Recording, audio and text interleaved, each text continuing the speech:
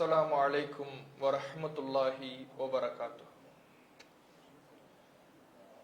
إن الحمد لله نحمده ونستعينه ونستغفره ونعوذ بالله من شرور أنفسنا ومن سيئات أعمالنا من يهده الله فلا مضل له ومن يضلله فلا هادي له وأشهد أن لا إله إلا الله وحده لا شريك له وأشهد أن محمدا عبده ورسوله أما بعد إن أصدق الحديث كتاب الله وأحسن الهدي هدي محمد صلى الله عليه وسلم وشر الأمور محدثاتها وكل محدثة بدعة وكل بدعة ضلالة وكل ضلالة في النار. ربي اشرح لي صدري ويسر لي أمري واحلل عقدة من لساني يفقهوا قولي ربي زدني علما.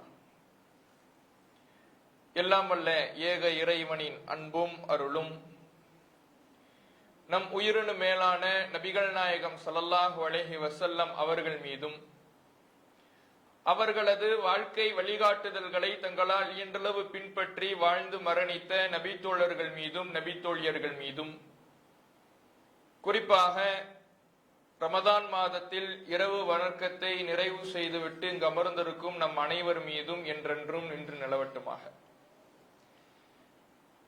கண்ணியத்திற்குரிய எல்லாம் வல்ல அல்லாஹ்வின் நல்லடியார்களே, வரலாற்று சுவடுகளில் வழிதவறிய பிரிவுகள் என்ற தலைப்பின் கீழாக கடந்த சில நாட்களாக கொள்கை ரீதியான பல விஷயங்களை அறிந்து வருகிறோம். இந்த இஸ்லாமிய மார்க்கத்தின் பெயரால் ஏராளமான கொள்கை பிரிவுகள் தோன்றும். வழிகட்ட கொள்கைகளை மக்களிடத்திலே கொண்டு வருவார்கள். அந்த வழிகேடுகளிலிருந்து நம்மை நாம் தற்காத்துக் கொள்ள வேண்டும் என்றால் எது சரியான பாதை என்பதை நாம் அறிந்து கொள்ள வேண்டும்.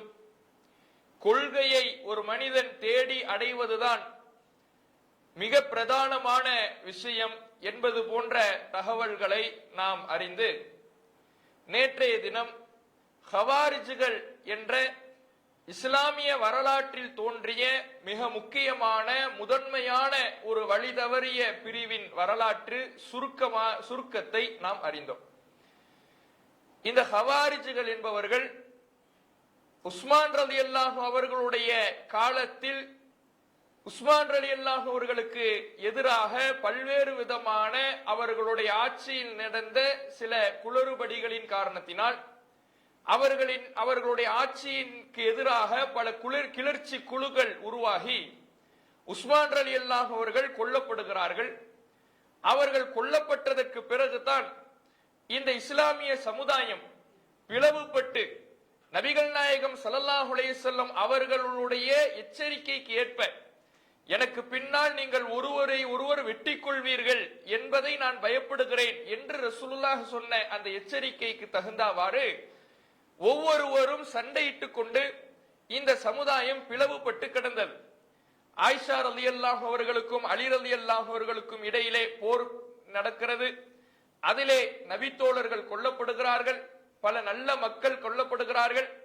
அதற்கு பிறகு அலி ரலியல்லாஹு அவர்களுக்கும் முஆவியா ரலியல்லாஹு அவர்களுக்கும் மத்தியிலே போர் நடைபெறுகிறது. அதிலே பல மக்கள் பல முஸ்லிம்கள் கொல்லப்படுகிறார்கள். இது போன்ற நிகழ்வுகள் தொடர்ச்சியாக நடக்கும் பொழுதுதான் ஒரு சமாதான பேச்சுவார்த்தை ஏற்படுகிறது. அந்த சமாதான பேச்சுவார்த்தைக்கு தஹ்கீம் அப்படின்னு சொல்றாங்க. தஹ்கீம்னா முடிவு சொல்வது, தீர்ப்பளிப்பது என்ற ஒரு சமாதான பேச்சுவார்த்தை ஏற்படுத்துறாங்க. அந்த சமாதான பேச்சுவார்த்தைக்கு முஆவியா ரலியல்லாஹு அவர்களுடைய தரப்பில் அம்ர் இப்னு ஆஸ் ரலியல்லாஹு அவர்கள் நியமிக்கப்படுறாரு. அலி ரலியல்லாஹு அவர்களுடைய தரப்புக்கு அபூ மூஸா அஷ்அரி ரலியல்லாஹு அவர்கள் நியமிக்கப்படுறாரு. இவர்கள் இருவரும் நியமிக்கப்பட்டு போர் வேண்டாம் என்று நிறுத்தப்படும் பொழுதுதான் இந்த ஹவாரிஜ்கள் தனி பிரிவாக பிரிகிறாங்க. ஏன்? மனிதர்களுடைய தீர்ப்பை எப்படி ஏற்றுக்கொள்ளலாம்? இந்த மார்க்கத்துல அல்லாஹுடைய தீர்ப்பை மட்டும்தான் ஏற்றுக்கொள்ள வேண்டுமே தவிர மனிதர்களுடைய தீர்ப்பை ஏற்றுக்கொள்ள கூடாது, மனிதர்களுக்கு தீர்ப்பு வழங்குவதற்கு எந்த அதிகாரமும் இல்லை என்று கூறி அவர்கள் பிரிந்து தனி குழுவாக செயல்பட ஆரம்பிக்கிறாங்க. இதனால தான் இவர்கள் ஹவாரிஜ்கள், இஸ்லாமிய அரச கட்டமைப்பிலிருந்து இவர்கள் விலகி நின்றதுனாலதான் ஹவாரிஜ்கள், கிளர்ச்சியாளர்கள், புரட்சியாளர்கள் என்று இவர்கள் வரலாற்றிலே முத்திரை குத்தப்பட்டார்கள். இதுவரை உள்ள வரலாற்று சுருக்கத்தை நேற்றைய தினம் நாம் என்ன செஞ்சோம், அறிந்தோம். இதுல கூடுதலாக நாம தெரிய வேண்டிய விஷயம் என்னன்னா, இந்த ஹவாரிஜ்களை பொறுத்தவரையில இவர்கள் அலி ரலியல்லாஹு அன்ஹு அவர்களுடைய காலத்துல இந்த சமாதான பேச்சுவார்த்தைக்கு பிறகு வெளிப்பட்டாலும் தனி ஒரு குழுவாக பிரிந்தாலும் கூட இவர்களுடைய சிந்தனை உஸ்மான் ரலியல்லாஹு அன்ஹு அவர்கள் கொல்லப்படுவதிலிருந்து ஊடுருவித்தான் இருந்தது. ஏன் இவர்களுடைய சிந்தனை என்ன? ஒரு இஸ்லாமிய ஆட்சியாளருக்கு எதிராக கிளர்ச்சி செய்வதுதான் இவர்களுடைய அடிப்படை சிந்தனை. இந்த சிந்தனை ஊடுருவிய காரணத்தினாலதான் உஸ்மான் ரலியல்லாஹு அன்ஹு அவர்கள் கொல்லப்பட்டார்கள். அவர்களுக்கு எதிராக கிளர்ச்சி குழு உருவானது. அதற்கு பிறகு ஆயிஷா ரலியல்லாஹு அன்ஹா அவர்களுக்கும் அலி ரலியல்லாஹு அன்ஹு அவர்களுக்கும் நடைபெற்ற போரிலேயும் இந்த சிந்தனை வெளிப்பட்டது. முஆவியா ரலியல்லாஹு அன்ஹு அவர்களுக்கும் அலி ரலியல்லாஹு அன்ஹு அவர்களுக்கும் மத்தியிலே நடைபெற்ற போரிலேயும் இந்த சிந்தனை வெளிப்பட்டது. அந்த நபி தோழர்கள் சில நல்ல காரணங்களை தங்களிடத்திலே வைத்திருந்தாலும் கூட நபி தோழர்களுடைய படையில் ஊடுருவி இருந்தவர்கள் இந்த ஹவாரிஜ் சிந்தனை கொண்டவர்களாக என்ன செஞ்சாங்க, இருந்தாங்க.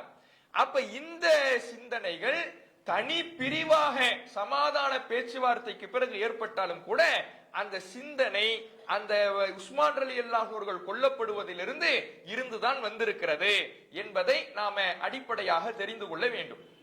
அதே மாதிரி இன்னொரு விஷயம் என்னன்னா, இந்த ஹவாரிஜ்களை பொறுத்தவரையில அலி ரலியல்லாஹு அன்ஹு அவர்களுடைய படையில தான் இவர்கள் என்ன செஞ்சிருந்தாங்கன்னா ஊடுருவி இருந்தாங்க. ஏன் அலி ரலியல்லாஹு அன்ஹு அவர்களுடைய படையில ஊடுருவி இருந்தாங்கன்னா, ஆட்சியாளருக்கு எதிராக கிளர்ச்சி செய்ய வேண்டும் என்ற சிந்தனை உள்ளவர்கள் உஸ்மான் ரலியல்லாஹு அன்ஹு அவர்களுக்கு எதிராக கிளர்ச்சி செய்து அவர்களை கொன்றுவிட்டு ஒரு ஆட்சியாளரை கொன்றுட்டாங்க. அது உஸ்மான் ரலியல்லாஹு அன்ஹு அவர்கள் என்பவர்கள் நபித்தோழர்களில் மிக அறியப்பட்ட ஒருவர், சுவனத்துக்கு நன்மாராயம் சொல்லப்பட்ட ஒருவர், மக்களுடைய பல நல்ல அபிப்பிராயங்களை பெற்ற ஒருவர். அவரை கொன்று விட்டார்கள்டா இந்த சமுதாயத்துல தனித்து அவர்களால் எந்த ஒரு செயல்பாடையும் செய்ய முடியாது. இப்ப இவங்க என்ன பண்றாங்கன்னா, அலி ரலியல்லாஹு அன்ஹு அவர்களுடைய படையில இவங்க போய் என்ன பண்ணிக்கிறாங்கன்னா ஊடுருவி கொள்கிறார்கள். அந்த படையில ஊடுருவி நாங்க அலிக்கு சப்போர்ட் பண்றோம், அலி ரலியல்லாஹு அன்ஹு அவர்களை நாங்க ஆட்சியாளரா ஏத்துக்கிறோம் என்று சொல்லி அலி ரலியல்லாஹு அன்ஹு அவர்களுடைய படையில ஊடுருவி தங்களுக்கான ஒரு இருப்பிடத்தை என்ன பண்ணிக்கிறாங்க, அமைத்து கொண்டு இப்படியே வந்துகிட்டு இருக்கிறாங்க. இப்படி வந்தவங்க தான் ஒரு கட்டத்துல, ஏன்னா இவங்களுடைய நோக்கம் எல்லாம் முஸ்லிம் சமுதாயத்துக்குள்ள பிளவை ஏற்படுத்துவதாகத்தான் இருக்குது. கிளர்ச்சி செஞ்சு இஸ்லாமிய ஆட்சியாளருக்கு எதிராக போர்க்கொடி தூக்கி முஸ்லிம்களை கொன்றொழிக்க கூடிய ஒரு நோக்கம், ஒரு விஷமத்தனம் இவர்களிடத்துல இருந்த காரணத்தினால இவர்கள் என்ன செய்யறாங்க, இந்த சமாதான பேச்சுவார்த்தை வரும் பொழுது ஆஹா இனிமே நாம அலி ரலியல்லாஹு அன்ஹு அவர்களுடைய படையில இருக்க முடியாது, இவ்வளவு நாள் ஒளிஞ்சு இருந்துட்டோம், ஊடுருவி இருந்துட்டோம், இனிமேல் நம்மால் அப்படி இருக்க முடியாது, ஏன்னா அவர் சமாதானத்துக்கு போறாரு, இந்த சமாதானத்தை நம்ம நடக்க விட்டோம்னா நாம தான் மாட்டிக்குவோம். இந்த சமாதான பேச்சுவார்த்தைக்கு போயிட்டாங்க, ரெண்டு அலியும் முஆவியாவும் ஒன்னா ஆயிட்டாங்க அப்படின்னா மாட்ட போறது நாம தான் என்று அவர்கள் ஒரு திட்டம் தீட்டி உஷாராகி தான் என்ன பண்றாங்க, இந்த குழுவிலிருந்து பிரிந்து ஒரு கூட்டத்தை திரட்டுறாங்க. அப்ப இந்த அலி ரலியல்லாஹு அன்ஹு அவர்களுடைய படை பிரிவிலிருந்து பிரிந்து தனித்து செயல்பட ஆரம்பித்தவர்கள் தான் இந்த ஹவாரிஜ்கள். தனித்து செயல்படுறாங்கன்னா இவங்க எப்படி மக்களை திரட்டுனாங்க, அதுவும் எவ்வளவு பேரு நாம ஏற்கனவே பார்த்த மாதிரி சில அறிவிப்புகள்ல 8000 பேர்னு சொல்லப்படுது, சில அறிவிப்புகள்ல 16000 பேர் அளவுக்குன்னு சொல்லப்படுது. அன்றைய காலத்துல 16000 பேர் அளவுக்கான மக்களை திரட்டி வச்சிருக்கிறாங்கன்னா சாதாரண விஷயமா? எப்படி திரட்டினாங்கன்னா குர்ஆன் வசனத்தை காட்டுறாங்க. இனில் ஹுக்குமு இல்லா லில்லாஹ், அல்லாஹ்வை தவிர யாருக்கும் சட்டம் இயற்றும் அதிகாரம் கிடையாது. நீதிபதி என்பவன், நீதி வழங்குபவன், தீர்ப்பு சொல்பவன் அல்லாஹ்வை தவிர வேறு யாரும் இல்லை, அல்லாஹுக்கு மட்டும்தான் அந்த அதிகாரம் என்று திருமறை குர்ஆனிலே வரக்கூடிய வசனங்களை எடுத்து சொல்லி, பாத்தீங்களா குர்ஆனுக்கு எதிராக அலி போயிட்டாரு, சமாதான பேச்சுவார்த்தைக்கு நீதிபதியை நியமிக்கிறாரு, முஆவியா குர்ஆனுக்கு எதிராக போயிட்டாரு, தங்களுக்கு மத்தியிலே தீர்ப்பு சொல்வதற்கு அம்ர் இப்னுல் ஆஸ நியமிச்சிட்டாங்க, தங்களுக்கு மத்தியிலே சமாதானத்தை ஏற்படுத்துவதற்கு அபூ மூஸா அல்-அஷ்அரியை ஏற்படுத்திட்டாங்க. அப்ப இவர்களுடைய போக்கு குர்ஆனுக்கு எதிராக இருக்கிறது, குர்ஆன் வசனத்தை பாருங்கள் என்று குர்ஆன் வசனத்துக்கு தவறான விளக்கங்களை சொல்லி நாங்களும் ஆதாரபூர்வமாகத்தான் இருக்கிறோம் என்பதை போல மக்களிடத்துல காட்டித்தான் மக்கள் என்ன பண்றாங்க, வென்றெடுக்கிறாங்க. வெறுமனே நபித்தோழர்களை குற்றம் சொன்ன மக்களை வென்றெடுக்க முடியுமா? வென்றெடுக்க முடியாது. அப்ப என்ன பண்றாங்கன்னா குர்ஆன் வசனத்தை தவறாக திரித்து வளைத்து தங்களுடைய கொள்கைக்கு தகுந்தாற் போல அந்த குர்ஆன் வசனங்களை வளைத்து மக்களிடத்துல தாங்கள் சொல்வது சத்திய கருத்து என்பதை போல எடுத்து சொல்லி மக்களை தங்கள் பக்கம் ஈர்க்கிறார்கள். அப்ப இதுதான் ஹவாரிஜிகள் கொள்கையினுடைய அடிப்படை கொள்கையாக இருக்குது. என்ன கொள்கை? ஆட்சியாளர்களுக்கு எதிராக கிளர்ச்சி செய்யலாம், ஆட்சியாளரை அவருக்கு எதிராக ஆயுதம் தேங்கி போரிடலாம் என்பது ஹவாரிஜிகளுடைய அடிப்படை கொள்கை. இதை நபிகள் நாயகம் ஸல்லல்லாஹு அலைஹி வஸல்லம் அவர்கள் ஒரு முன்னறிவிப்பாகவும் நமக்கு செஞ்சாங்க. இப்படி ஒரு கூட்டம் வரும் என்பதை முன்னறிவிப்பாகவே நபிகள் நாயகம் ஸல்லல்லாஹு அலைஹி வஸல்லம் அவங்க செஞ்சிருக்கிறாங்க. அந்த செய்திகள் புகாரியிலே நமக்கு இடம்பெறுகிறது. புகாரியில 3344வது செய்தி, அதே போல 3610வது செய்தி. இந்த செய்தியில இடம்பெறக்கூடிய தகவல் என்ன? நபிகள் நாயகம் ஸல்லல்லாஹு அலைஹி வஸல்லம் அவங்க கனிமத்து பொருட்களை மக்களுக்கு பங்கு வச்சு கொடுக்கறாங்க. போர்ல கிடைச்ச செல்வங்களை எல்லாம் மக்களுக்கான அவர்களுக்கு தகுந்தார்வாறு பங்குகளை ரசூலுல்லாஹ் பங்கு வச்சு கொடுக்கறாங்க. இப்படி பங்கு வைத்து கொடுக்கும் பொழுது துல் ஹுவைசிரா என்ற ஒரு மனிதர், அவர் பேர் என்னன்னா துல் ஹுவைசிரா, துல் ஹுவைசிரான்னு சொல்லப்படக்கூடிய ஒரு மனிதர் வந்து, நீங்க நீதமாக நடக்கல, நீங்கள் வைக்கக்கூடிய இந்த பங்கீட்டில அல்லாஹ்வுடைய திருப்தி பேணப்படல, அல்லாஹ்வுடைய திருப்திக்காக பங்கு வச்ச மாதிரி தெரியல, ஏதோ உங்களுக்கு சாதகமான ஆட்களுக்கு கொடுத்த மாதிரி தெரியுது, உங்களிடத்துல நீதம் வெளிப்படல என்று ரசூலுல்லாஹை பார்த்து அவர் சொல்றார். நபிகள் நாயகம் ஸல்லல்லாஹு அலைஹி வஸல்லம் அவர்களுக்கு கடுமையான கோபம் வருகிறது. அலி ரலியல்லாஹு அவர்கள் கோபப்படுகிறார்கள். ரசூலுல்லாஹ் சொல்றாங்க, நான் நீதமா நடக்கலைன்னா வேற யாருப்பா நடப்பா? நான் தான் உங்களில் இறையச்சவாதியாக இருக்கிறேன், உங்களுக்கு நீதத்தை போதிப்பவனாக இருக்கிறேன், நான் நீதமா நடக்கலைன்னா வேற யாரு நீதமானவன் நீ சொல்ற? அல்லாஹ்வுடைய தூதர் அவர்கள் அந்த இடத்துல அவருக்கு பதிலை சொல்றாங்க. உமர் ரலியல்லாஹு அவர்களுக்கெல்லாம் எப்படியான கோபம் வருதுன்னா ரசூலுல்லாஹ்ட்ட சொல்றாங்க, தஅலி யா ரசூலல்லாஹ், அல்லாஹ்வுடைய தூதரே எனக்கு அனுமதி கொடுங்கள், ஃபஅத்ரிபு உனுகஹு, அவருடைய கழுத்தை நான் வெட்டிடுறேன், இந்த ஆளை நான் சும்மா விட மாட்டேன். உங்களை அநீதியாக நீங்க நடக்கிறீங்கன்னு எப்படி சொல்லலாம்? நீங்க அநியாயம் பண்றீங்கன்னு எப்படி தெரிவிக்கலாம்? இவர் இந்த ஆளை நான் சும்மா விட மாட்டேன், நான் கொன்னுறேன் என்று உமர் ரலியல்லாஹு அவர்கள், காலித் பின் வலீத் ரலியல்லாஹு அவர்கள் எல்லாம் கேக்குறாங்க.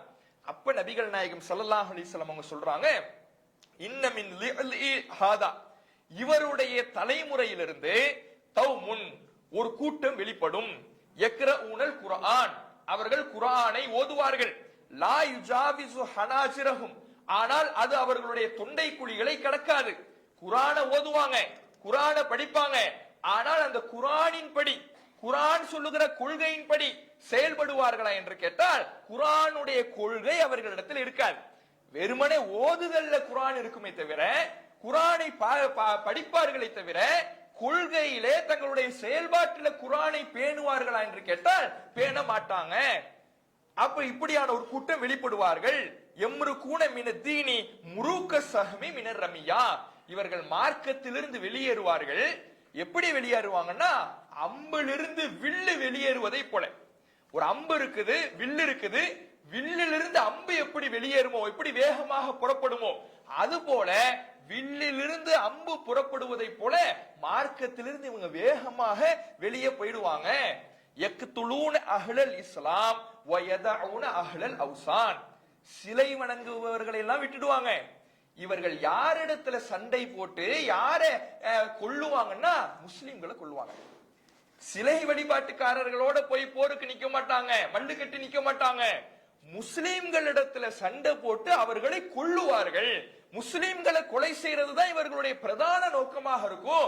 இப்படியான ஒரு கூட்டம் வரும். ரசூலுல்லாஹ் சொல்லிட்டு சொல்றாங்க, ல இன் அன அத்ரக்துஹும், அந்த கூட்டத்தை நான் அடைவேன் என்றால் ல அக்துலன்னஹும் கத்ல ஆத், ஆது சமுதாயம் எப்படி கொல்லப்பட்டார்களோ அதுபோல அவர்களை நான் கொல்லுவேன், அவர்களை தண்டிப்பேன். அல்லாஹ்வுடைய தூதர் அவர்கள் சொல்றாங்க. இந்த மனிதருடைய வழித்தோன்றலிருந்து வெளிப்படுகின்ற கூட்டம் முஸ்லிம்களை கொல்வதில் குறிக்கோளாக இருப்பாங்க, முஸ்லிம்களை கொன்று குவிப்பதில் குறிக்கோளா இருப்பாங்க. அந்த மாதிரி ஒரு கூட்டத்தை நான் கண்டேன்னா அவர்களிடத்துல நாம் போர் செய்து அவர்களை கொல்லுவேன், அல்லாஹ்வுடைய தூதர் அவர்கள் சொல்றாங்க. அதே மாதிரி அந்த புகாரில 3610வது செய்தியில இடம்பெறக்கூடிய அறிவிப்புல எப்படி இடம்பெறுதுன்னா, ஃபைன்னலஹு அஸ்ஹாபன், இந்த மனிதருக்கு பின்னால் சில இவருடைய தோழர்கள் வெளிப்படுவார்கள். யஹ்கிரு அஹதுக்கும் ஸலாத்தஹு மா ஸலாத்திஹிம், அவர்களுடைய தொழுகையோடு உங்களுடைய தொழுகையை ஒப்பிட்டீங்கன்னா ரொம்ப குறைவா தெரியும். வணக்க வழிபாட்டுல அப்படி ஈடுபடுவாங்க. அவர்களை மாதிரி உங்களால தொழுக முடியாது. யாரை பார்த்து சொல்றாங்க? நபி தோழர்களை பார்த்து ரசூலுல்லாஹ் சொல்றாங்க. நபி தோழர்களுடைய தொழுகையை விட அவர்களுடைய தொழுகை சிறப்பா இருக்குமா? அந்த அளவுக்கு தொழுகையில் ஆர்வம் காட்டுவாங்கன்னா, வணக்க வழிபாடுகள்ல ஆர்வம் காட்டுவாங்களா? ஓ சியாமஹும் அசியாமிஹிம், அவர்களுடைய தொழுகையை விட உங்களுடைய தொழுகை என்ன செய்ய முடியாது, ஒப்பிட்டு பார்க்க முடியாது. அந்த அளவுக்கு அவர்களுடைய தொழுகை அதிகமாக இருக்கும். வணக்க வழிபாட்டில் நல்ல பெர்ஃபெக்ட்டா இருப்பாங்க. யக்ரஊனல் குர்ஆன் லா யுஜாவிசு தராகியஹும், அவர்கள் குர்ஆனை ஓதுவாங்க, ஆனா தொண்டை குழியை கடக்காது. இவர்கள் இந்த மார்க்கத்திலிருந்து வில்லிலிருந்து புறப்படுகின்ற அம்பை போன்று வெளியேறி விடுவார்கள். ரசூலுல்லாஹ் சொல்லக்கூடிய செய்தி. அப்ப இந்த கூட்டம் வணக்க வழிபாடுகள்ல சரியாக இருப்பாங்க, தொழுகைனா அவ்வளவு பெர்ஃபெக்ட்டா இருப்பாங்க, நோம்புனா பெர்ஃபெக்ட்டா இருப்பாங்க. ஆனா கொள்கைன்னு வந்துருச்சுன்னா வெளியே போயிடுவாங்க, சரியான கொள்கையில பயணிக்க மாட்டாங்க என்று நபிகள் நாயகம் ஸல்லல்லாஹு அலைஹி வஸல்லம் அவங்க சொல்லிட்டு இந்த கூட்டத்துக்கு ஒரு அடையாளத்தையும் சொல்றாங்க. இந்த கூட்டத்தை எப்படி நீங்க தெரிஞ்சுக்கலாம்னா, அதுல ஒரு மனிதர் இருப்பாரு, ரஜுலுன் அஸ்வத், ஒரு கருப்பு நிற மனிதர் இருப்பாரு. இஹதா அல்தைஹி, அவருடைய இரண்டு கைகளில் ஒரு கை எப்படி இருக்கும்னா மிஸ்லுல் பதாஅத்தி ததுரது, அவருடைய இரண்டு கைகளில் ஒன்று குளகுளப்பான இறைச்சி துண்ட மாதிரி இருக்குமா. ஒரு குளகுளப்பான இறைச்சி துண்டு எப்படி இப்படி போட்டு அப்படி துடிக்குமோ ஆடுமோ, அது மாதிரி ஒரு குளகுளப்பாக அவருடைய கை இருக்கும். அவருடைய ரெண்டு கையில ஒண்ணு இப்படி இருக்கும்னு ஒரு அடையாளத்தை ரசூலுல்லாஹ் சொல்றாங்க. இதை வைத்து, இந்த அடையாளத்தை வைத்து தான், ஏன்னா நபிகள் நாயகம் ஸல்லல்லாஹு அலைஹி வஸல்லம் அவர்கள் இந்த ஹதீஸ்ல எந்த இடத்துலயுமே ஹவாரிஜிகள்ங்கிற வார்த்தையை பயன்படுத்தல. இவங்க தான் ஹாரிஜியாக்கள்ங்கிற பேரை ரசூலுல்லாஹ் சூட்டல. ஆனால் தன்மையை சொல்லிட்டாங்க. வணக்க வழிபாடு சரியா இருக்கும், கொள்கை இருக்காது, முஸ்லிம்களை கொல்லுறதுல குறிக்கோளா இருப்பாங்க, இப்படி தன்மையை ரசூலுல்லாஹ் சொல்லிட்டாங்க. இவர்கள் தான் ஹவாரிஜிகள்.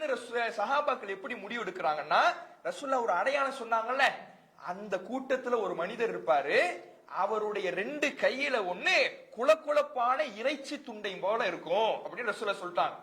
அலி ரலியல்லாஹு அவர்கள், நாம நேற்றைய தினமே சொன்னோம், அலி ரலியல்லாஹு அவர்கள் இந்த ஹவாரிஜிகள் கூட்டத்தாரோடு நஹர்வான் என்கின்ற இடத்துல போர் செஞ்சாங்க. அந்த போரிலே கிட்டத்தட்ட எல்லா ஹவாரிஜிகளையும், பெரும்பான்மையான ஹவாரிஜிகளை அவர்கள் கொன்று விட்டார்கள். அந்த கொள்கையை சார்ந்தவர்களையே அலி ரலியல்லாஹு அவர்கள் ஒழித்து கட்டி விட்டார்கள் என்ற தகவலை பார்த்தோம். அந்த போர்ல அலி ரலியல்லாஹு அவர்கள் வெற்றி பெற்ற பிறகு கொல்லப்பட்டவர்களை நீங்க போய் தேடுங்கன்னு அலி ரலியல்லாஹு அவர்கள் அனுப்பி வைக்கிறாங்க. ஆள நீங்க போய் தேடுங்க. ரசூலுல்லாஹ் நமக்கு ஒரு அடையாளத்தை சொல்லிட்டு போனாங்கல்ல, அந்த கனிமத்து பொருளை பிரிக்கும் பொழுது ரசூலுல்லாஹ்வுக்கு எதிராக ஒரு மனிதர் பேசிய பொழுது அவருடைய சந்ததியிலிருந்து வெளிவருகின்ற கூட்டம் முஸ்லிம்களை எல்லாம் கொல்லுவாங்கன்னு ரசூலுல்லாஹ் சொன்னாங்களே, இந்த கூட்டம் முஸ்லிம்களை கொல்றதுல தான் குறிக்கோளா இருந்துச்சு. ரசூலுல்லாஹ் சொன்ன அடையாளத்தில் இருந்த மனிதர் இந்த கொல்லப்பட்ட கூட்டத்துல இருக்கிறாரான்னு போய் பார்த்துட்டு வாங்க. அலி ரலியல்லாஹு அவர்கள் அனுப்புறாங்க. அந்த இடத்துல அதே போல ஒரு மனிதரை என்ன செய்யறாங்க, பாக்குறாங்க. அவருடைய கை குளகுளப்பான ஒரு இறைச்சி துண்ட மாதிரி இருக்குது, ரசூலுல்லாஹ் சொன்ன அடையாளத்தோடு இருக்குது. இதை வைத்துத்தான் நபிகள் நாயகம் ஸல்லல்லாஹு அலைஹி வஸல்லம் அவர்கள் முன்னறிவிப்பு செய்த அந்த கூட்டம் தான் இந்த ஹவாரிஜிகள் கூட்டம். இவர்கள் தான் முஸ்லிம்களை கொல்றதுல குறிக்கோளாக இருந்தாங்க என்ற முடிவுக்கு சஹாபாக்கள் என்ன பண்றாங்க, வராங்க.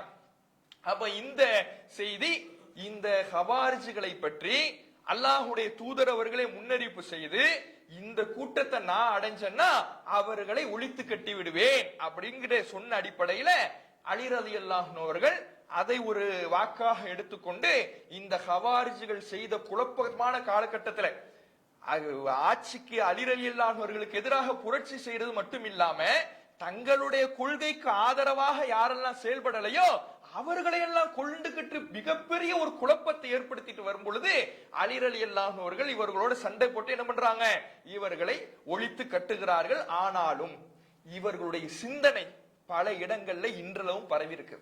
என்ன சிந்தனை? ஆட்சியாளருக்கு எதிராக கிளர்ச்சி செய்யலாம், ஆட்சியாளருக்கு எதிராக ஆயுதம் ஏந்தலாம். இந்த சிந்தனை இன்றைக்கும் பரவி இருக்கிறத பார்க்கிறோம். எப்படி?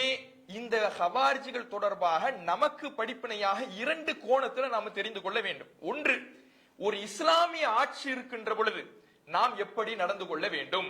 இந்த ஹவாரிஜிகள் செயல்படுவதை போல இஸ்லாமிய ஆட்சியாளருக்கு எதிராக ஆயுதம் தாங்கி போரிடலாமா, ஆயுதம் தாங்கி போர் செய்யலாமா, கிளர்ச்சி செய்யலாமா, முஸ்லிம்களுக்கு எதிராக போர் செய்யலாமா என்கின்ற தகவலையும் நாம் அறிந்து கொள்ள வேண்டும். இஸ்லாமிய ஆட்சி அல்லாத நம்முடைய இந்தியாவுல வாழ்வதை போல் இந்தியாவை போன்ற நாட்டில் நம்ம வாழும் பொழுது சில பேர் இதே அடிப்படையில இந்த ஹவாரிஜிகள் என்ன வசனத்தை மேற்கோள் காட்டினாங்களோ அதே வசனத்தை மேற்கோள் காட்டி அல்லாஹ்வை தவிர யாருக்கும் அதிகாரம் கிடையாது என்கின்ற வசனத்தை மேற்கோள் காட்டி இந்த இந்தியா போன்ற நாட்டில எல்லாம் நாம வாழுவது இணை வைப்பு, இந்தியா போன்ற நாட்டில் நம்ம வாழ்வது இணை வைப்பு. ஏன்? நீங்க ஆட்சியாளராக யாரோ ஒருவரை நியமிக்கிறீங்க, ஆட்சியாளராக யாரையோ ஒருவரை தேர்ந்தெடுக்கிறீங்க, ஜனநாயகம்னு சொல்லிட்டு யார் யாருக்கோ ஆட்சி அதிகாரத்தை கொடுக்கறீங்க. இதுவெல்லாம் இணை வைப்பு காரியம். நாம ஹிலாஃபத்தை ஏற்படுத்தணும். இந்த ஹிலாஃபத்துங்கிற நோயை முஸ்லிம் சமுதாயத்தில் அப்பப்போ எட்டி பார்க்கும்.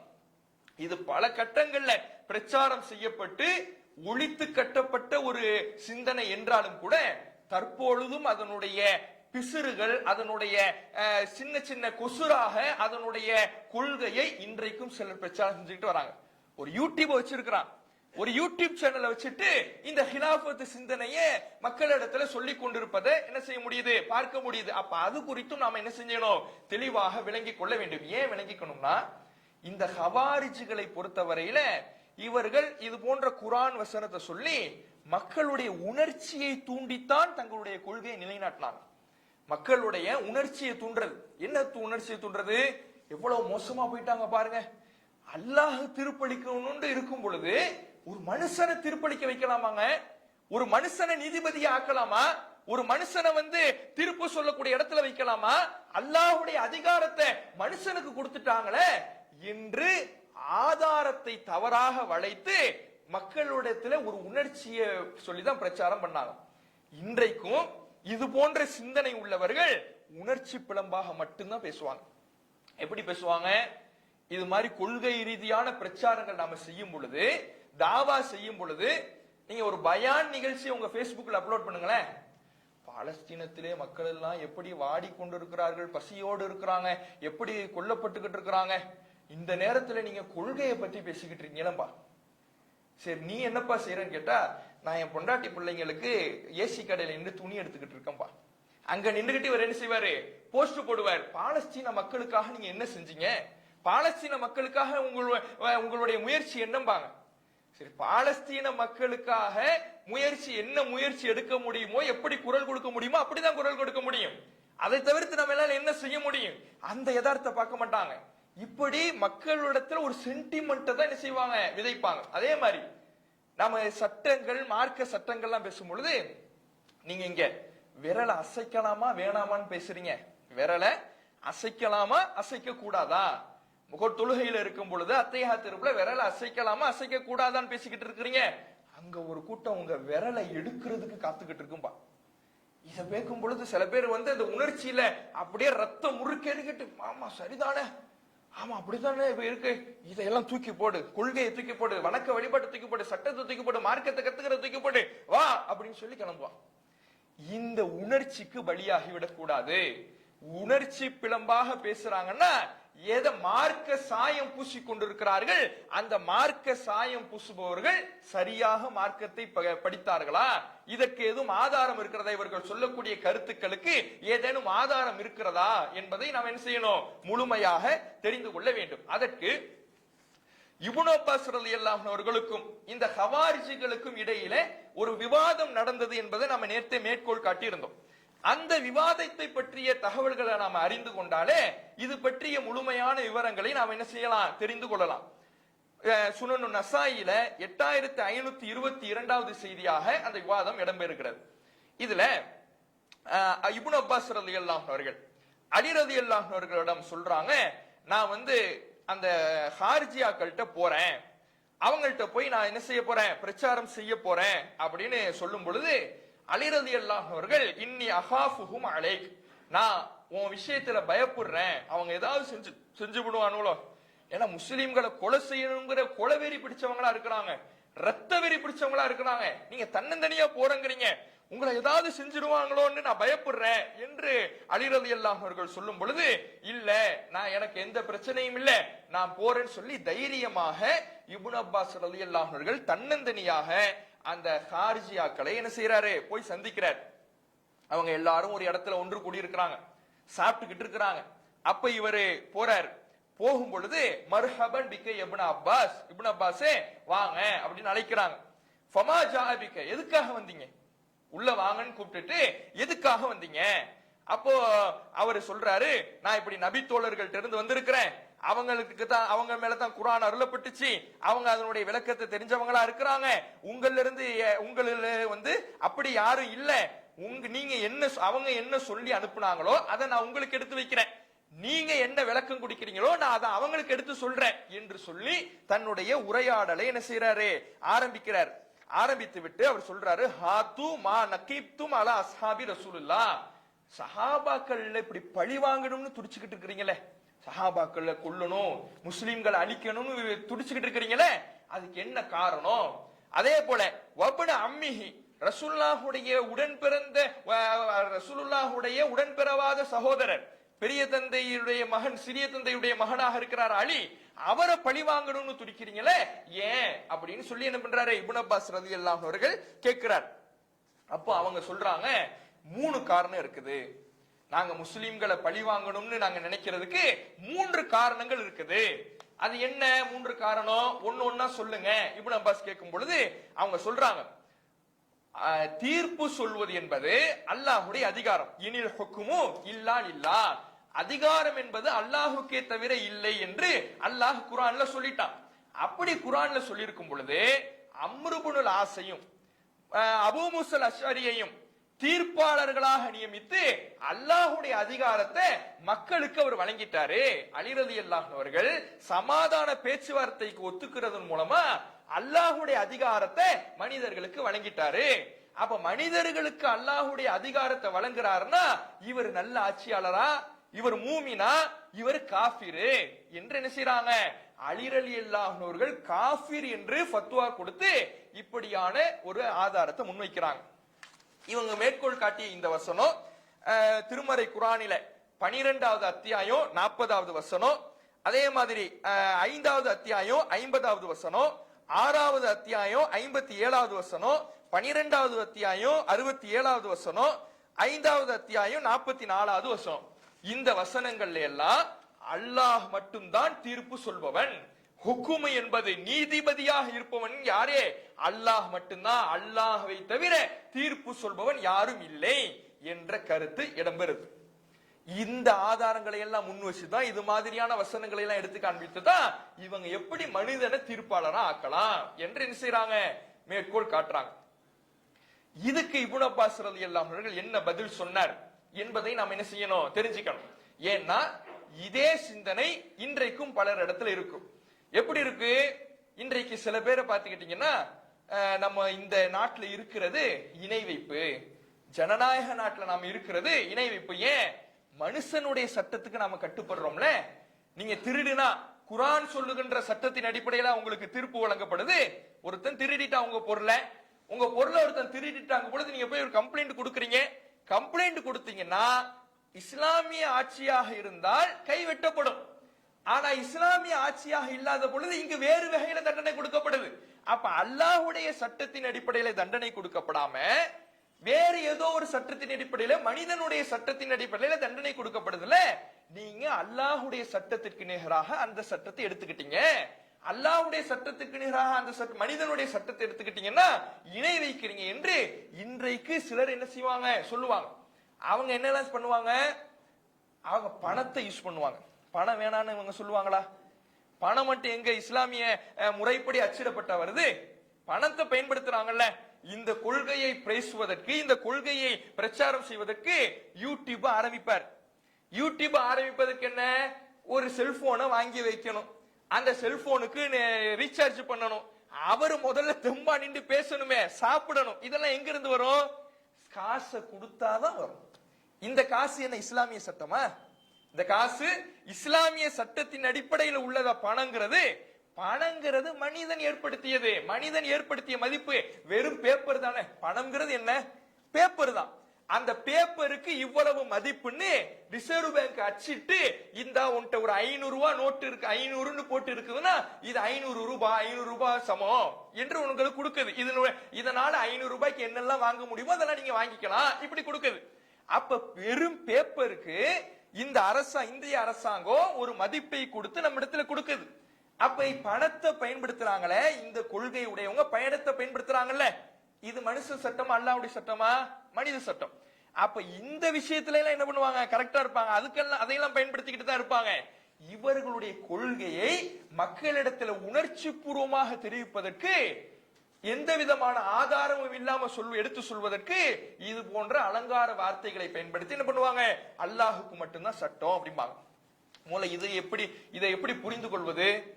இப்ப இந்த வசனம் இருக்குது, அல்லாஹுக்கு மட்டும்தான் சட்டம், சட்டம் ஏற்றுகின்ற அதிகாரம் வேறு யாருக்கும் இல்லைன்னு. அப்ப சட்டம் ஏற்றும் அதிகாரம் யாருக்கும் இல்லைன்னா அப்ப மனிதன் எந்த விஷயத்திலும் முடிவே எடுக்க கூடாதா? அப்படி ஒரு கேள்வி வருதுல. இவங்க அப்படித்தான் ஆதாரம் காட்டுறாங்க. அப்ப அதுக்கு மார்க்கம் என்ன சொல்லுது அப்படின்னா, அல்லாஹ் எதையெல்லாம் நான் மட்டும்தான் முடிவு செய்வேன் என்று தன்னுடைய அதிகாரமாக வைத்திருக்கிறானோ அதுல அல்லாஹுக்கு மட்டும்தான் அதிகாரம். அது என்ன? இப்ப உதாரணத்துக்கு மார்க்கத்துல சட்டம் இயற்றுவது யாருடைய அதிகாரம்? மார்க்கத்துல ஒரு முடிவு எடுக்கணும், ஒரு வணக்க வழிபாட்டுல ஒரு சட்டத்தை சொல்லணும், இதுதான் வணக்கம்னு தீர்மானிக்கணும். இது யாருடைய அதிகாரம்? அல்லாஹுடைய அதிகாரம். இந்த அதிகாரத்துல இல்ல இமாம் ஷாஃபியும் சட்டம் இயற்றுவாரு, இமாம் அபூ ஹனீஃபாவும் சட்டம் இயற்றுவாரு, இமாம் மாலிக் சொல்றது சட்டம் தான் என்று சொன்னால் இப்ப இவங்க என்ன ஆக்கிட்டாங்க, அல்லாஹுடைய அதிகாரத்தை மனிதனுக்கு கொடுத்துட்டாங்கன்னு இருக்கலாம். அது இல்லாம அல்லாஹ் ரப்பல் ஆலமீன் சில அதிகாரங்களை, சில முடிவெடுக்கும் உரிமைகளை மனிதர்களுக்கும் கொடுத்திருக்கிறான். நீங்க சில விஷயங்கள்ல நீங்களே முடிவெடுத்துக்கலாம், நீங்களே தீர்ப்பளிச்சுக்கலாம் என்கின்ற அதிகாரத்தை அல்லாஹ் ரப்பல் ஆலமீன் மனிதர்களுக்கும் கொடுத்திருக்கிறான். எப்படி கொடுத்திருக்கிறான்? உலக விஷயமா இருக்குன்னா, மார்க்க விஷயத்தை கடந்து இந்த உலக ரீதியான ஒரு விஷயமாக இருக்கும்னா அந்த உலக ரீதியான விஷயத்துல நீங்கள் உங்களுடைய அறிவை பயன்படுத்தி முடிவெடுத்துக் கொள்ளலாம் என்கின்ற உரிமையை அல்லாஹ் ரப்பல் ஆலமீன் நமக்கு வழங்கி இருக்கிறான். அதை எப்படி நாம தெரிஞ்சுக்கலாம்னா, திருமறை குர்ஆன்ல பதிவு செய்யப்பட்ட சில வசனங்களை நீங்க பாருங்க. சூரத்து நிசா 4வது அத்தியாயம் 35வது வசனம். இந்த வசனத்துல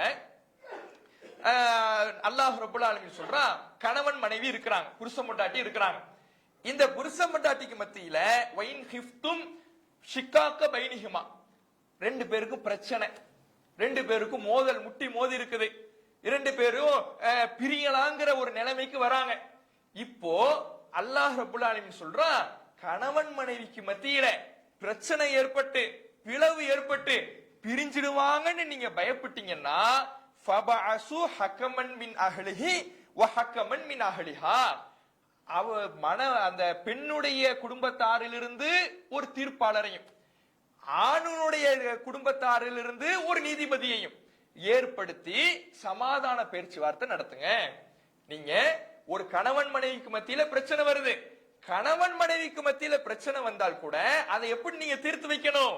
நீங்க தீர்ப்பாளரை, நீதிபதியை நியமிங்க. பெண்ணுடைய குடும்பத்தாரிலிருந்து ஒரு நீதிபதி, ஆணுடைய குடும்பத்தாரிலிருந்து ஒரு நீதிபதி, ரெண்டு பேரும் சேர்ந்து அவர்களுக்கு மத்தியில சமாதான பேச்சுவார்த்தை நடத்தட்டும். அல்லாஹ் ரப்பல் ஆலமீன் குர்ஆன்ல சொல்றான். அப்ப இந்த இடத்துல நீதிபதியை நியமிக்க சொல்றானே, இது அல்லாஹ்வுடைய அதிகாரமா? மனிதனுக்கு அல்லாஹ் கொடுக்கின்ற உரிமை. உலக விஷயத்துல நீ முடிவு எடுத்துக்கப்பா, உலக விஷயத்துல நீ முடிவெடு, நீ உன்னுடைய அறிவை பயன்படுத்தி நீ தீர்ப்பு சொல்லு என்று அல்லாஹ் ரப்பல் ஆலமீன் உலக விஷயத்துக்கான அந்த நீதி சொல்லுகின்ற உரிமையை, தீர்ப்பு சொல்லுகின்ற உரிமையை மனிதர்களுக்கு வழங்கி இருக்கிறான். அப்ப ரெண்டு பேரு தான், கணவன் மனைவி. இந்த ரெண்டு பேருக்கு மத்தியில பிரச்சனை ஏற்படும் பொழுதே சமாதானம் செய்து வைப்பதற்கு நீதிபதிகளை நியமிக்கலாம்னா ரெண்டு கூட்டம் சண்டை போட்டுக்கு நிக்கிறது. அலி ரலியல்லாஹு அன்ஹுடைய படை, முஆவியா ரலியல்லாஹு அன்ஹுடைய படை, ரெண்டு படையும் முஸ்லிம்கள் நிறைந்ததாக இருக்கிறாங்க, முஸ்லிம்கள் பெருங்கொண்ட கூட்டமாக இருக்கிறாங்க. இந்த ரெண்டு கூட்டம் ஒரு சமுதாயமே பிளவுபட்டு சண்டை போட்டு அடிச்சுக்கிட்டு கொன்று கொண்டு இருக்குது. அதுக்கு நீதிபதியை நியமிப்பது இணைப்பா?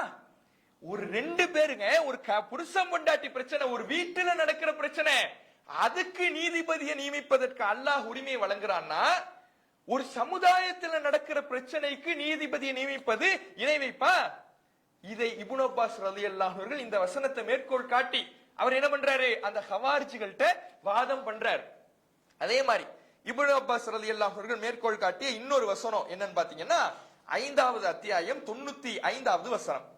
இதுல சொல்லப்படுது, யா அய்யுஹல்லதீன ஆமனு, ஈமான் கொண்டவர்களே, இஹ்ராம் நீங்க அணிஞ்சிருக்கும் பொழுது, ஹஜ்ஜுக்கு போறோம், உம்ராவுக்கு போறோம், இஹ்ராமுடைய நிலை, இஹ்ராமுடைய நிலைக்கு போயிட்டாங்கன்னா பல விஷயங்கள், சாதாரண நாட்களில் அனுமதிக்கப்பட்ட பல விஷயங்கள் கூட இஹ்ராமுடைய நிலையில தடுக்கப்பட்டுடும், ஹராம் ஆயிடும், அதை செய்யக்கூடாது. இப்போ மனைவியோடு குடும்ப வாழ்வில் ஈடுபடுவது ஹலால், இஹ்ராம்னா ஹராம் ஆயிடும். அப்ப இப்படி ஒரு ஹலாலான விஷயம் இஹ்ராமின் பொழுது ஹராம் ஆயிடும். அப்படி ஒண்ணுதான் வேட்டையாடுவது. வேட்டையாடுவது, கால்நடைகளை வேட்டையாடுவது என்பது ஹலாலான ஒரு விஷயமாக இருந்தாலும் கூட இஹ்ராம் அணிந்து விட்டால் அது என்னவாயிடும், ஹராம். அல்லாஹ் சொல்றான், லா தக்துலு ஸைத வ அன்தும் ஹுருமுன், நீங்கள் இஹ்ராம் அணிந்திருக்கின்ற நிலையில் வேட்டையாடாதீர்கள்.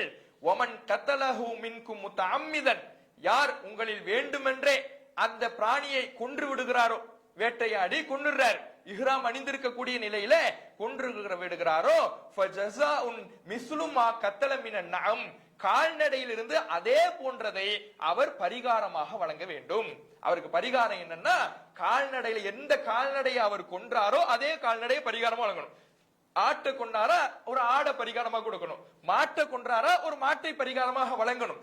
இதை யாரு சொல்லணும்னா, யஹ்குமு பிஹி து அத்லின் மின்கும், உங்களில் நீதியுடையவர், நீதமாக இருக்கக்கூடியவர் இது விஷயத்திலே உங்களுக்கு தீர்ப்பளிக்கட்டும். ஒருத்தர் வேட்டையாடி ஒரு தப்பு செஞ்சிட்டா கூட அதுக்கு தீர்ப்பு சொல்லுகிற அதிகாரத்தை அல்லாஹ் யாருக்கு கொடுக்கிறான், மனிதர்களுக்கு கொடுக்கிறான். மனிதர்கள் விஷயத்துல, உலக விஷயத்துல தீர்ப்புகளை வழங்கலாம் என்பதை இந்த வசனமும் நமக்கு சொல்லி காட்டுகிறது. இந்த இரண்டு வசனங்களையும் மேற்கோள் காட்டிதான் ஒரு ரெண்டு பேருக்கு நடக்கிற பிரச்சனையில அல்லாஹ் தீர்ப்பு சொல்லுகிறான் என்றால், ஒரு கால்நடையினுடைய ரத்தம் விஷயத்துல ஒரு கால்நடை கொல்லப்படுது, அந்த கால்நடைக்காக ஒருவர் தீர்ப்பு சொல்லலாம் என்றால், ஒரு முஸ்லிம் கூட்டமே இங்க கொல்லப்பட்டுக்கிட்டு இருக்குத, அதற்கு தீர்ப்பு சொல்லக்கூடாதுன்னா இது அறிவுக்கும் பொருந்தல, ஆதாரபூர்வமாகவும் இல்லையே என்று ஹவாரிஜிகளோட என்ன பண்றாரு இப்னு அப்பாஸ் ரலியல்லாஹு அன்ஹு விவாதம் செய்றார். இதே கருத்துல இப்னு அப்பாஸ் ரலியல்லாஹு அன்ஹு இந்த இரண்டு வசனங்களை மட்டும் மேற்கோள் காட்டினாலும் கூட, இதே கருத்துல திருமறை குர்ஆனில இன்னும் சில வசனங்களும் இருக்குது. அதையும் நாம என்ன செஞ்சுக்கணும், கூடுதலாக தெரிந்து கொள்ள வேண்டும். சூரத்து நிசாவுல 4வது அத்தியாயம் 58வது வசனத்துல அல்லாஹ் சொல்றான், அல்லாஹ் ரப்பல் ஆலமீன் உங்களிடத்துல அமானிதங்கள் நிறைவேற்றப்பட்டார். ஒருத்தர் அமானிதமா ஒரு பொருளை கொடுக்கிறார், அதை அவர் கேட்கும் பொழுது திரும்ப கொடுத்துடணும். இதுதான் நீதத்துக்கு அடையாளம். ஒருத்தர் அமானிதமா ஒரு பொருளை கொடுக்கிறாருன்னு வைங்களேன், அந்த அமானித விஷயத்துல ரொம்ப கவனமாக இருக்கணும். அது நம்ம பொருள் இல்லைங்கிற மனநிலை நமக்கு முதல்ல வரணும். ஒருத்தர் கொடுத்து வச்சுக்க சொல்றாரு, அதை நம்ம பயன்படுத்தக்கூடாது, அதை நாம உபயோகிக்க கூடாது, அது அவருடைய பொருள் தான், நம்ம இடத்துல ஒரு பாதுகாப்புக்காக ஒப்படைச்சிருக்கிறாரு. அவர் எப்போது கேட்கிறாரோ அதை அப்போதே அவர் இடத்துல திரும்ப கொடுத்துடணும். இது அமானிதத்துக்கான விஷயம். இந்த அமானிதத்தை நீங்க சரியாக நிறைவேற்றுங்க என்று அல்லாஹ் சொல்லிவிட்டு, இதா ஹக்கம்தும் பைனன் நாஸ், நீங்கள் மக்களுக்கு மத்தியிலே தீர்ப்பளித்தால் அன் தஹ்குமு பில் அத்ல், நீதமான முறையிலே தீர்ப்பளிங்கள் என்று அல்லாஹ் உங்களுக்கு கட்டளை இடுகிறான். மக்களுக்கு மத்தியிலே தீர்ப்பு சொல்ற சூழல் இருக்குது. எந்த தீர்ப்பு? மார்க்க ரீதியாக அல்ல. மார்க்க ரீதிக்கு அல்லாஹ்வே தீர்ப்பு சொல்லிட்டான். உலக ரீதியாக ஒரு குற்றவியல் சட்டங்க, ஒரு தண்டனை ரீதியாக உலகத்துல இஸ்லாம் நமக்கு எல்லா வழிகாட்டலையும் தந்துடுச்சு. ஒரு சின்ன பிரச்சனை வந்துருச்சு, குடும்ப ரீதியாக ஒரு பிரச்சனை வந்துருச்சு, ஒருத்தர் இன்னொருத்தர் அடிச்சிட்டார். ஒரு இஸ்லாமிய அரசாங்கமே இருக்குன்னு வைங்களேன், ஒருத்தர் இன்னொருத்தர் அடிச்சிட்டார். கொலைக்கு கொலைன்னு மார்க்கத்துல சொல்லப்பட்டிருக்கு. ஒருத்தர் இன்னொருத்தர் அடைச்சிட்டார், என்ன பண்றது? ஒரு ஃபைன் போடுறாரு வைங்களேன், ஒரு நீதிபதி இருந்து ஃபைன் போடுறாருன்னு வைங்களேன், அந்த முடிவை இஸ்லாம் ஆதரிக்குது. ஒரு நீதிபதி இருந்து சட்டம் சொல்லி தீர்ப்பளிப்பதை இஸ்லாம் ஆதரிக்குது. அப்போ ஒரு நீதிபதி தீர்ப்பு சொல்வதாக இருந்தால் நீதமாக சொல்லட்டும் என்று அல்லாஹ் சொல்றான். அப்ப அல்லாஹுக்கே தவிர அதிகாரம் இல்லைன்னா அல்லாஹ் இதை சொல்லியிருப்பானா? அல்லாஹுக்கு தவிர யாருக்கும் எந்த அதிகாரமும் இல்லை என்றால் அல்லாஹ் இதை சொல்லியிருப்பானா?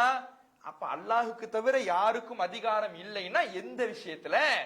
மார்க்க விஷயத்தில். மார்க்க விவகாரங்கத்துல அல்லாஹு தவிர யாருக்கும் அதிகாரம் இல்லை தான். ஏன்னா இது அவன் மார்க்கம், அவன் சொல்றதுதான் சட்டம். அவன் சொல்றதை தாண்டி யாருக்கும் சட்டம் ஏற்றுக்கிற அதிகாரம் கிடையாது. இந்த உலக விஷயத்துல நீங்க முடிவு செய்வதாக இருந்தா நீங்களே தீர்ப்பளித்துக் கொள்ளுங்கள் என்று அல்லாஹ் ரப்பல் ஆலமீன் திருமறை குர்ஆன்ல இந்த வசனத்துல சொல்லி காட்டுறான்.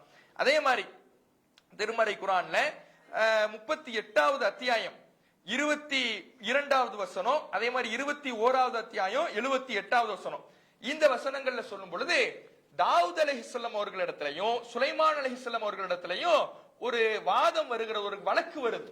இது திருமறை குர்ஆன்ல இடம்பெறுகிற ஒரு நிகழ்வு. அந்த நிகழ்வுல அந்த வழக்கு வருகின்ற பொழுது ரெண்டு பேரும் ஒரு ஆட்சியாளராக இருக்கிறாங்க. ஆட்சியாளராக இருக்கும் பொழுது மக்களுடைய வழக்குகள் வரும் பொழுது தீர்ப்பு சொல்லணும்.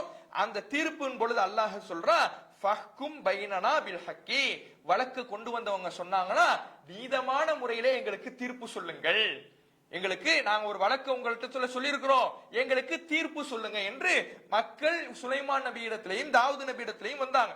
அதே மாதிரி இறைவன் சொல்லும் பொழுது இது யஹ்குமானி ஃபில் ஹர்சி, ஒரு விளைநிலம் விஷயத்திலே தாவூதும் சுலைமானும் தீர்ப்பு சொன்னார்கள் என்று அல்லாஹ் சொல்றான். அப்ப தீர்ப்பு நபிமார்கள் உலக விஷயத்தில் சொல்லி இருக்கிறாங்க. உலக விஷயத்தில் தீர்ப்பு சொல்லுகிற அதிகாரம் மனிதர்களுக்கு இருக்குது என்கின்றதெல்லாம் இந்த வசனங்கள் நமக்கு சொல்லி காட்டுது. அப்ப இப்னு அப்பாஸ் ரலியல்லாஹு அன்ஹு அவர்கள் விவாதம் புரிகின்ற பொழுது இந்த இனில் ஹுக்குமு இல்லா இல்லா, அல்லாஹுக்கு தவிர அதிகாரம் வேறு யாருக்கும் இல்லை என்ற வசனத்தை ஹவாரிஜிகள் மேற்கோள் காட்டினாலும் அதை எப்படி புரிஞ்சுக்கணும்னு சொல்லி கொடுக்கிறார். அதை திருமறை குர்ஆனுடைய ஆதாரங்களை மேற்கோள் காட்டுகிறார். திருமறை குர்ஆன் இதை எப்படி நமக்கு புரிய சொல்லுது, எப்படி இந்த அல்லாஹ்வுடைய அதிகாரம் அவனுக்கு தவிர வேறு யாருக்கும் இல்லை என்பதை எப்படி நம்மை விளங்க சொல்லுகிறது என்பதை இப்னு அப்பாஸ் ரலியல்லாஹு அன்ஹு அவர்கள் குர்ஆன் வசனங்களுடைய ஆதாரத்தோடு நமக்கு மேற்கோள் காட்டுகிறார்.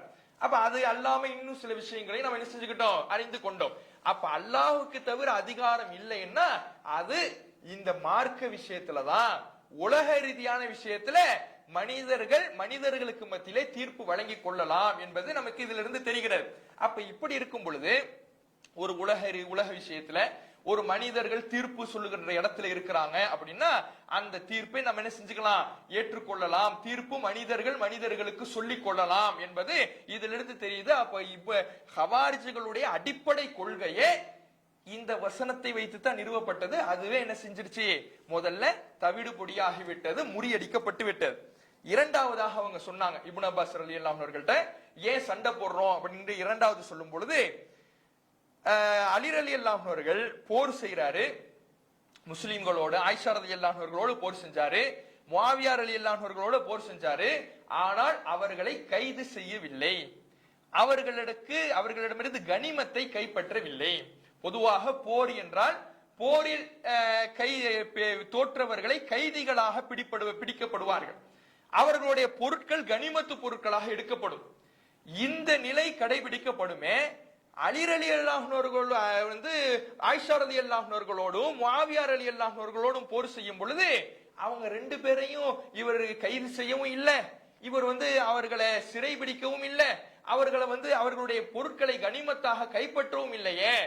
ஏன் அப்படின்னு என்ன செய்யறாங்க, இந்த ஹவாரிஜிகள் கேட்டுட்டு வலையின் காணும் மூமினின், அவர்கள் மூமின்கள் என்று அலி ரலியல்லாஹு அவர்கள் கருதுவார்னா, யார, ஆயிஷா ரலியல்லாஹு அவர்களையும் முஆவியா ரலியல்லாஹு அவர்களையும் மூமின்கள் என்று அலி ரலியல்லாஹு அவர்கள் கருதி இருப்பார் என்றால் அவர்களோடு முதல்ல சண்டை போட்டிருக்கவே கூடாது. அவர்கள் காஃபியர்கள் என்று கருதுவார் என்றால் அவர்களை சிறைபிடிச்சிருக்கணும், கைது பண்ணிட்டு வந்திருக்கணும். இவர் ஏன் செய்யல? அப்ப ஏன் இவர் இரண்டு விதமாக நடக்கிறாரு, இதனாலதான் நாங்க சண்டை போடுறோம் என்று இந்த ஹவாரிஜிகள் சொல்றாங்க. அப்ப அதுக்கு இப்னு அப்பாஸ் ரலியல்லாஹு அவர்கள் ஒரு பதில சொல்றாரு. என்ன பதிலு? ஆயிஷா ரலியல்லாஹு அவர்களை கைது செய்ய சொல்றீங்கன்னா ஆயிஷா ரலியல்லாஹு அவர்கள் யாரு? மூமின்களுடைய தாய், உம்மஹாத்துல் மூமினீன், மூமின்களுடைய தாய் என்று அல்லாஹ் சொல்லிட்டான். மூமின்களுடைய தாயாக இருக்கிற ஆயிஷா ரலியல்லாஹு அவர்களை கைது செஞ்சீங்கன்னா மற்ற போர்களிலிருந்து கைது செய்யும் பொழுது ஒரு அடிமை பெண்ணாக ஒருத்தவங்களை பிடிச்சிட்டு வரும் பொழுது அவங்க விஷயத்துல நீங்க எப்படி நடப்பீங்க? அடிமை பெண்ணாக வந்தாங்கன்னா அவர்களோடு குடும்ப வாழ்வை நீங்க ஈடுபட்டுக்கலாம். அது மாதிரி ஆயிஷா ரலியல்லாஹு விஷயத்துல நீங்க நடக்க முடியுமா? அவர்களை கைது பண்றதுன்னா இப்படி நடக்க முடியுமா? அவங்க யாரு? மூமின்களுடைய தாய்ங்கும் பொழுது அவங்களை எப்படி கைது பண்ண முடியும்? அலி ரலியல்லாஹு அவர்கள் விஷயத்துல இந்த விளக்கத்தை இப்னு அப்பாஸ் ரலியல்லாஹு அவர்கள் என்ன பண்றாரு சொல்லிட்டு அவர் சொல்றாரு, அப்படி செய்யலாம் நீங்க சொன்னீங்கன்னா ஃபக்கத் கஃபர்தும், நீங்கள் காஃபிராகி விடுவீங்க. லைசத் பி உம்மினா, அது அவர்கள் நம்முடைய தாய் இல்லைன்னு நீங்க சொன்னாலும் நீங்க காஃபிராயிடுவீங்க. அவங்க தாய் தான் அப்படின்னு நீங்க ஒத்துக்கிட்டு இல்ல கைது செய்யணும்னு சொன்னாலும் நீங்க காஃபிராயிடுவீங்க. இல்ல மொத்தத்துக்கே அவங்க தாயே இல்ல அப்படின்னு நீங்க மறுத்தாலும் நீங்க காஃபிராகிடுவீங்க என்று அந்த அவர்களுடைய நிலையை இப்னு அப்பாஸ் ரலியல்லாஹு அவர்கள் புரிய வைக்கிறார். அடுத்தது அவங்க சொன்னாங்க மூன்றாவது விஷயம், மூணு விஷயங்கள் சொன்னாங்கல்ல, ரெண்டு பார்த்துட்டோம். மூணாவது விஷயம் என்னன்னா, முஆவியா ரலியல்லாஹு அவர்களுக்கும் அலி ரலியல்லாஹு அவர்களுக்கும் இந்த சமாதான பேச்சுவார்த்தை நடந்துச்சுல, அது விஷயத்துல தானே இவங்க பிரிஞ்சு வந்தாங்க. இந்த சமாதான பேச்சுவார்த்தை நடக்கும் பொழுது கடிதம் எழுதுறாங்க. பொதுவா அந்த கடித பரிமாற்றம்லாம் நடக்கும்ல, சமாதான பேச்சுவார்த்தைக்கு கடித பரிமாற்றம் நடக்கும். அந்த கடித பரிமாற்றத்துல அலி ரலியல்லாஹு அவர்கள் தரப்பிலிருந்து எப்படி எழுதப்படுதுன்னா, பிஸ்மில்லான்னு எழுதப்பட்டு மூமின்களுடைய தலைவரான அமீருல் மூமினீன், மூமின்களுடைய தலைவரான அலியிடமிருந்து எழுதப்படுகிற கடிதம் இப்படின்னு எழுதப்படுது. முஆவியா ரலியல்லாஹு அவர்கள் ஆட்சேபம் பண்றாரு. என்ன ஆட்சேபம் பண்றாரு? நீங்க மூமின்களுடைய தலைவர்னு நாங்க ஏத்துக்கிட்டாதான் பிரச்சனையே இல்லையே. மூமின்களுடைய தலைவர்னு உங்களை நாங்க ஏத்துக்கிட்டோம்னா நமக்கு மத்தியில ஏன் சண்டை, ஏன் போரு, ஏன் சச்சரவு, பிரச்சனைக்கே வேலை இல்லையே. நீங்க மூமின்களுடைய தலைவரா இல்லையா? தலைவரா இல்லையானா இந்த இடத்துல ஆட்சியாளரா இல்லையா? அதான் இங்க பிரச்சனை. நீங்க ஆட்சிக்கு வந்திருக்க கூடாதுன்னு தான் நாங்க உங்கள்ட்ட சண்டை போட்டுக்கிட்டு இருக்கிறோம். உஸ்மான் ரலியல்லாஹு அவர்களுக்கு பிறகு நீங்க ஆட்சி கட்டலுக்கு வந்திருக்க கூடாது என்று தான் உங்களிடத்துல நாங்க சண்டை போட்டுக்கிட்டு இருக்கிறோம். உங்களைத்தான் நாங்க மூமின்களுடைய தலைவராக ஆட்சியாளராக ஏத்துக்கிட்டா சண்டைக்கே வேலை இல்லையே. அப்ப இந்த மூமின்களுடைய தலைவர் எழுதக்கூடாது, வெறும் அலின்னு எழுதுங்க. உங்க தகப்பனாருடைய பேரோட அலி இப்னு அபீ தாலிப்னு எழுதிங்க, ஆட்சியாளர் எழுதக்கூடாது. இப்படின்னு என்ன பண்றாங்க? முஆவியா ரலியல்லாஹு அவருடைய தரப்பில் இருந்து சொல்றாங்க. அலி ரலியல்லாஹு அவர்கள் இதை ஏற்றுக்கொள்கிறார். ஏற்றுக்கொண்டுட்டு அதுக்கு ஒரு விளக்கமும் கொடுக்கிறார். அந்த விளக்கத்தை இப்னு அப்பாஸ் ரலியல்லாஹு அவர்கள் மேற்கோள் காட்டுறார். என்ன விளக்கம்? ஹுதைபியா ஒப்பந்தத்தின் பொழுது, ஹுதைபியா ஒப்பந்தம் நடந்துச்சுல, இணை வைப்பாளர்களுக்கும் ரசூலுல்லாஹ்வுக்கும் மத்தியில, ரசூலுல்லாஹ் தன்னுடைய சஹாபாக்களோடு உம்ரா செய்வதற்காக புறப்பட்டு போறாங்க. இணை வைப்பாளர்களால் ஹுதைபியா என்ற இடத்துல தடுத்து நிறுத்தப்படுறாங்க. தடுத்து நிறுத்தப்படுகின்ற பொழுது அங்க ஒரு ஒப்பந்தம் நடக்குது. அந்த ஒப்பந்தத்தில் எழுதப்படும் பொழுது இதே மாதிரிதான் எழுதப்படுது. பிஸ்மில்லாஹிர் ரஹ்மான் எழுதப்பட்டு அந்த பிஸ்மில்லாஹிர் ரஹ்மானிர் ரஹீம்க்கு ஆட்சேபனை தெரிவிக்கிறாங்க. பிஸ்மில்லான்னு எழுதுங்க, அது என்ன அர் ரஹ்மானிர் ரஹீம், அது என்ன அளவற்ற அல்லாஹ்வின் நிகரில்லான் உடையான், அல்லாஹ்வின் பெயரால் மட்டும் எழுதுங்க அப்படிங்கிறாங்க. ரசூலுல்லாஹ் சரின்னு அதுக்கும் ஓகே சொல்லிடுறாங்க. அதே மாதிரி அல்லாஹ்வுடைய தூதரான முஹம்மதிடம் இருந்து என்று எழுதுறாங்க. அவங்க ஆட்சேபணம் பண்றாங்க, நீங்க அல்லாஹ்வுடைய தூதர் நாங்க ஏத்துக்கிட்டாதான் பிரச்சனை இல்லை. ஏன்னா ஒப்பந்தங்கும் பொழுது இரண்டு தரப்பும் ஏற்றுக்கொண்ட விஷயங்களை தான் எழுதணும். அந்த பார்வையில இணை வைப்பாளர்கள் என்ன சொல்றாங்கன்னா, நீங்க அல்லாஹ்வுடைய தூதரா நாங்க ஏத்துக்கிட்டாதான் உங்களை நாங்க தடுத்திருக்கவே மாட்டோம், நமக்கு மத்தியில பிரச்சனையே இல்லை, நம்ம எல்லாம் ஒண்ணுக்குள்ள ஒன்னா இருந்திருப்போம். நீங்க ரசூலா இல்லையா, அல்லாஹ்வின் தூதரா இல்லையா, இதுதான் பிரச்சனையே. அப்படி இருக்கும் பொழுது உங்கள் தரப்பு வாதத்தை நீங்கள் அல்லாஹ்வுடைய தூதர் என்பதை எப்படி ஒப்பந்தத்துல கொண்டு வரலாம் என்று கேட்கின்ற பொழுது ரசூலுல்லாஹ் சரி இந்த கோரிக்கை நியாயம்னு பட்டதனால இதை அழிக்க சொல்லிட்டாங்க. சஹாபாக்கள் அழிப்பதற்கு மனம் இல்லைனாலும் கூட ரசூலுல்லாஹ் என்ன பண்றாங்க, அழிக்கிறாங்க. அழித்துட்டு ரசூலுல்லாஹ் சொல்றாங்க, நீங்க ஒத்துக்கலைனாலும் நான் அல்லாஹ்வுடைய தூதர் தான், நீங்க இந்த பேப்பர்ல அழிச்சதுனால நான் அல்லாஹ்வுடைய தூதர்னு இல்லாம ஆயிடுமா, நீங்க பேப்பர்ல அழிச்சிட்டு போங்க, உண்மையிலே நான் அல்லாஹ்வுடைய தூதர் தான் என்று என்ன பண்றாங்க, அல்லாஹ்வுடைய தூதர் அவர்கள் சொல்றாங்க. இதை அலி ரலியல்லாஹு அன்ஹு மேற்கோள் காட்டுறார். அமீருல் முஃமினீன் அவங்க பேப்பர்ல அழிச்சிட்டு போட்டோம், அவங்க பேப்பர்ல எழுதினாதான் அமீருல் முஃமினீன் ஆயிடுமா? எனக்கு தெரியும் நான் எந்த தப்பும் செய்யல, நான் சரியாகத்தான் ஆட்சி கட்டில் அமர்ந்திருக்கிறேன், எனக்கு தெரியும். அப்ப எனக்கு தெரிந்தால் போதுமானது, அல்லாஹ்வுக்கு தெரிந்தால் போதுமானது. இவர்கள் பேப்பர்ல எழுதிதான் ஆகணும்னு அவசியம் இல்ல. ரசூலுல்லாவே தன்னை தூதர் என்று பேப்பரில் எழுதுவதை அழிக்க சொன்னாங்கன்னா நாமெல்லாம் ஏமாத்துறோம், அழிங்கன்னு யார் சொல்லிட்டா? அலி ரலியல்லாஹு அன்ஹு சொல்லிட்டாங்க. இதத்தான் கேள்வியா வருது, ஏன் அழிச்சாரு? அவர் அமீருல் முஃமினீன்ங்கிறத அழிக்க சொன்னார்னா அப்ப அவர் அமீருல் காஃபிரினா, காஃபிர்களுடைய தலைவரா? அமீருல் முஃமினீன் இருக்குல்ல, மூமின்களுடைய தலைவரை அழிக்க சொல்லிட்டாங்கன்னா இவர் என்ன காஃபிர்களுடைய தலைவரான்னு கேட்கிறாங்க. அப்ப இதற்கான நியாயமான காரணத்தை, ஒப்பந்தம் என்றால் இப்படித்தான் பேசப்பட வேண்டும் என்ற ஒரு நியாயமான காரணத்தை, அலி ரலியல்லாஹு அன்ஹுடைய விளக்கத்தை இப்னு அப்பாஸ் ரலியல்லாஹு அவர்கள் அங்கே என்ன செய்யறாரு, புரிய வைக்கிறாரு. இப்படி புரிந்துதான் இந்த ஹவாரிஜிகள் கொள்கையிலிருந்து இவர் கொடுத்த அந்த விளக்கத்தின் அடிப்படையில் அவர் எடுத்து காண்பித்த ஆதாரத்தை வைத்து, குர்ஆன் வசனத்தை வைத்து, ஹதீஸ்களை வைத்து இந்த கொள்கை தவறு, ஹவாரிஜிகளுடைய சிந்தனை பிழை, இவர்கள் சொல்லுகின்ற அல்லாஹுக்கு மட்டும்தான் அதிகாரம், இவர்கள் பிரிந்து முஸ்லிம்களை கொன்று குவிச்சுக்கிட்டு இருக்கிறாங்களே, இவர்கள் வழிகேட்டில் இருக்கிறாங்க என்பதை விளங்கி ஏராளமான மக்கள் விலகி என்ன பண்றாங்க, வந்துட்டாங்க. மீதம் இருக்கக்கூடிய மக்களோட தான் அலி ரலியல்லாஹு அவர்கள் சண்டை போட்டு அவர்களை கொன்றார்கள், அவர்களை ஒழித்து கட்டினார்கள் என்கின்ற வரலாறு என்ன செய்யறோம் நாம இந்த நசாயில இடம்பெறக்கூடிய 8522வது செய்தியில பார்க்கிறோம். அப்ப இவர்களுடைய கொள்கை இஸ்லாமிய ஆட்சியாளர்களுக்கு எதிராக ஆயுதம் ஏந்தலாம் என்கின்ற கொள்கை இப்படி துவங்கித்தான் இது முறியடிக்கப்பட்டது. இதுல இன்னொரு விஷயத்தை நம்ம கவனத்துல கொள்ளணும். என்ன விஷயம்? இப்போ ஒரு இஸ்லாமிய ஆட்சி நடந்தா எப்படி நாம நடந்துக்கணும்? அந்த ஆட்சியாளர் தப்பு செய்யறார், அநியாயம் செய்யறார், அக்கிரமம் செய்யறார், அப்ப நாம எப்படி நடக்கணும்ங்கிறதையும் ரசூலுல்லாஹ் நமக்கு வழிகாட்டிட்டு போயிருக்கிறாங்க. இந்த ஹவாரிஜிகள் ஆதாரத்தை முழுமையாக ஆய்வு செய்யல. இது வழிகேட்டிலே இருக்கக்கூடிய ஒரு பழக்கம். வழிகேட்ட கொள்கைகளை பிரச்சாரம் செய்யறாங்களே இவங்க ஒவ்வொரு காலத்துல, இன்றைய காலத்திலையும் சரி, என்ன பண்ணுவாங்கன்னா ஒரு பகுதியை மட்டும்தான் பார்ப்பாங்க. அந்த பகுதியை தங்களுக்கு தகுந்த மாதிரி வளைச்சுக்குவாங்க. மற்ற குர்ஆனுடைய மொத்த கருத்து எதை நமக்கு சொல்லுது பார்க்க மாட்டாங்க. ஹதீஸ்கள் என்ன விளக்கம் சொல்லுது பார்க்க மாட்டாங்க. இந்த ஒரு இடத்துல இப்படி இருக்குதுல அப்படின்னு சொல்லி ஆதாரத்தை தங்களுக்கு தகுந்த மாதிரி வளைப்பாங்க. உதாரணத்துக்கு, அதாவது குர்ஆன்ல அல்லாஹ்வுடைய குர்ஆன்ல மௌத்தானவங்க கேட்க மாட்டாங்க, மௌத்தானவங்களுக்கு இந்த உலகத்துக்கு சம்பந்தம் இல்லைன்னு ஏராளமான வசனங்கள் இருக்குது. அல்லாஹ்வுடைய பாதையில கொல்லப்பட்டவர்களை இறந்தவர்கள் சொல்லாதீங்க, அவங்க உயிரோடு இருக்கிறாங்க அப்படின்னு ஒரு வசனம் வருது. இந்த தர்காவுக்கு போகக்கூடியவங்க என்ன பண்ண மாட்டாங்க, குர்ஆனுடைய மற்ற வசனங்களை எல்லாம் பார்க்கவே மாட்டாங்க. மற்ற எல்லா வசனமும் இறந்தவர்களுக்கு அதிகாரம் இல்ல, இறந்தவர்களுக்கு ஆற்றல் இல்ல, அவங்க கேட்க முடியாது, அவங்களுக்கு இந்த உலகத்துக்கு தொடர்பு இல்ல, எல்லாம் குர்ஆன் முழுக்க இருக்கும். அதையெல்லாம் விட்டுடுவாங்க.